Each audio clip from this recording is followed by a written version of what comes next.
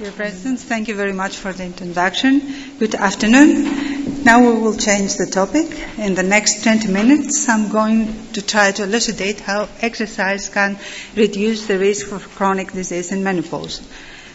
According to data from the World Health Organization, women in Europe approximately will live about 85 years. However,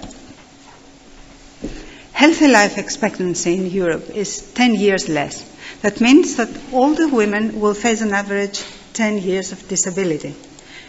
And how does menopause is connected with disability? Through many levels. First, with the occurrence of menopause, we have the menopausal symptoms that are associated with low quality of life. A couple of years afterwards, we have muscle atrophy, sarcopenia, sarcopenic obesity, and a clustering of cardiovascular risk factors like dyslipidemia, insulin resistance, hypertension, and central obesity. And of course, we have a rapid postmenopausal bone loss. And this ultimately will lead to chronic disease like osteoporosis, like cardiovascular disease, dementia, and frailty. And of course, in postmenopausal women, we have a high prevalence of cancer, which is not causatively associated with menopause. However, there is a high prevalence, and we have to take it into account. So how can we reduce the risk for chronic disease in menopause? Through 3 levels of intervention. First, lifestyle modification, comprising of healthy eating, physical activity and quitting of smoking, medical management, and surgery. We're going to focus in the next 20 minutes on the effect of physical activity. First, let's see some facts. And these facts come from the EPIC study, a multi-center European study to find risk factors for chronic disease and especially cancer. As you see, women are more inactive than men. And geographically speaking, most active women are in the Nordic countries and in the Netherlands, and most inactive women are in the Mediterranean basin, Greece, Italy, and Spain. The conclusion of this study is that if all inactivity could be removed, then we would have a reduction in total mortality, all-cause mortality, of about 7%. And why is it so? We have good data today that exercise can prevent the occurrence of cardiovascular disease, of obesity and especially sarcopenic obesity, of cancer and osteoporosis. Concerning cardiovascular disease, exercise has direct effects. It improves chronic inflammation, endothelial function. It conditions the heart, meaning that it can endure more the ischemia, and it increases maximal oxygen uptake, so it improves respiratory function. Furthermore, the exercise causes indirect effects, meaning it reduces blood pressure, improves lipid profile, and waist circumference. How does this translate into clinical practice? Simple intervention, like programs of aerobic exercise, 45 minutes per session, 3 times per week. After 6 months, they can statistically significantly improve both metabolic parameters, like waist-to-hip ratio and blood pressure. What is very important, and this you can see in this very recently published study, is that the effect of exercise concerning the metabolic parameters is more prominent in postmenopausal women compared to premenopausal. For example, the effect of exercise on fasting insulin, which is a marker of insulin resistance, is more prominent in postmenopausal women, reducing the level of insulin of about 10 units, which is statistically significant, compared to premenopausal women. However, exercise is not only leisure exercise, it's our everyday life. Here's a very nice study where the investigators took through 2 groups of women and studied postprandial glucose and insulin. Women who consumed their meal and then seated had statistically significantly higher levels of postprandial insulin and glucose compared to women who consumed their meal and had a break of sitting for brisk walk or brisk standing. Let me show some results from our study, which is ongoing in our department. Until now, we have gathered 273 healthy, recently postmenopausal women, and we wanted to study the association between their level of activity and their lipid profile. You see, compared to totally inactive women who exercise at least at a low to moderate level, had statistically significantly lower triglycerides and higher HDL levels. And the same is true for women who had a sitting job. For example, an office clerk. They had statistically significantly higher levels of lipids, cholesterol and triglycerides compared to women who had jobs who were more active. So physical activity affects all levels of our everyday routine. Another aspect of benefit of exercise is the prevention of sarcopenia. You see, sarcopenia is an inevitable effect of aging, physical inactivity, a bad diet, and hormonal imbalance, mainly estrogen reduction. How does it produce? As we age, we have the generation of reactive oxygen species inside the mitochondria, and this produces mitochondrial dysfunction, more reactive oxygen species, and so we have a vicious cycle.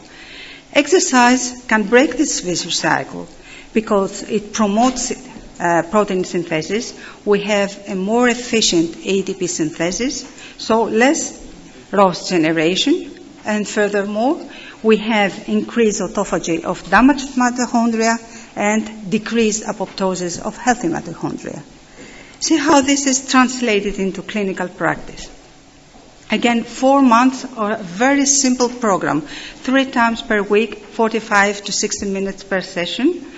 Exercise, after 4 months, can statistically significantly increase both muscle strength and muscle mass. But exercise is effective not only for prevention of sarcopenia, but also for treatment of sarcopenia. If this is associated with a high protein diet, after 6 months, it can increase the muscle mass of frail individuals. Can exercise prevent body weight? Well, the best results are after a combination of hypocaloric diet and exercise. But where exercise helps is after the completion of the diet program in order to maintain the good effect of the intervention. Here is a recent review that summarizes all prospective studies that aim to associate the long-term effect of exercise on adiposity control. And these are easy measures that are implementing, for example, walking or cycling or easy aerobic exercises. This is a busy slide, but I want to show you that all 5 studies converge to the same result, that exercise on the long term can control both adiposity and can produce an increase in physical functioning. Let's move to the cancer risk. Here we have good documentation from the WHI interventional study with 65,000 women who were followed up for around 12 years. You see, women who were in the highest activity level had a 17% lower cancer mortality compared to women who were totally inactive. The same is true for lung cancer. Here again is the population of the observational WHI study plus the trial 1, a huge number of women followed up for 12 years, as you see here. The endpoint was lung cancer, and again there was a strong inverse relationship between physical activity and the incidence and the mortality of lung cancer. The same result from the EPIC study concerning breast cancer risk, a direct inverse linear relationship between levels of physical activity and risk of breast cancer.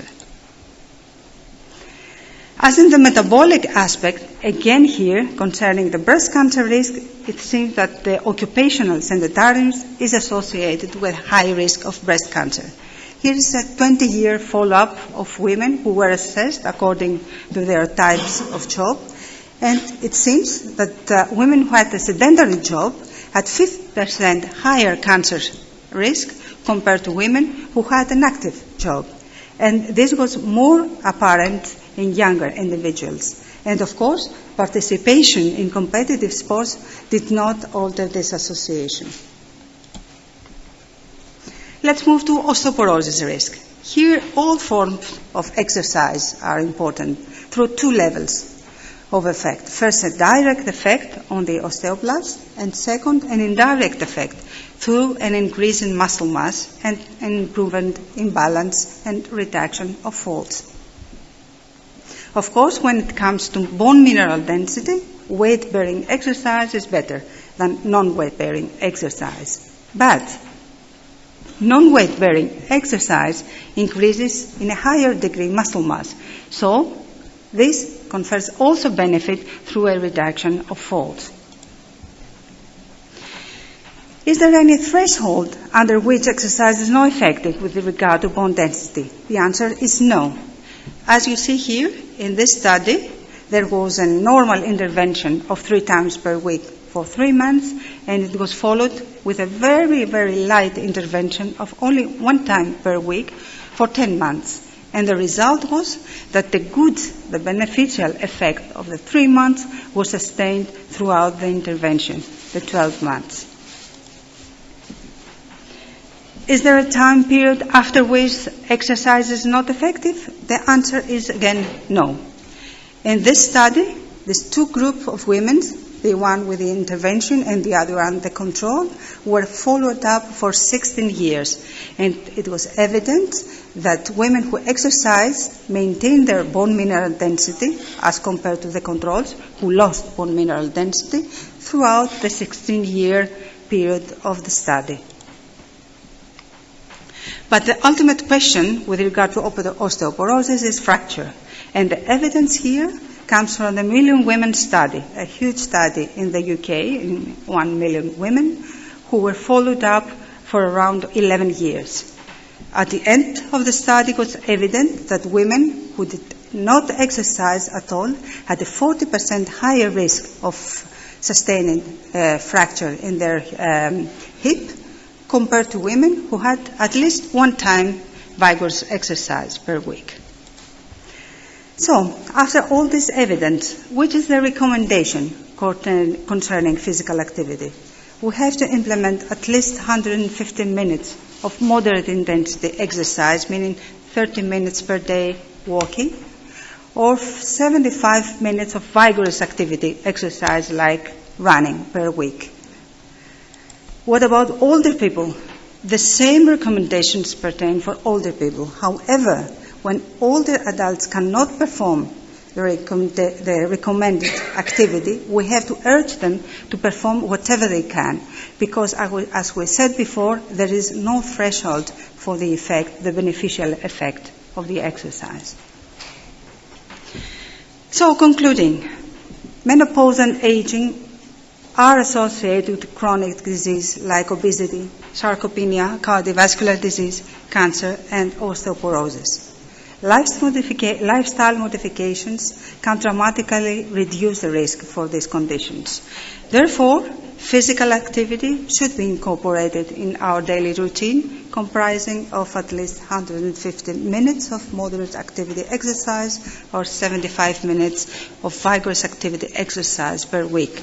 And of course, as we said before, exercise must be individualized according to the needs of the individual women. So I would like to thank you and to invite you to our next Congress in Amsterdam in two months' time. Thank you very much.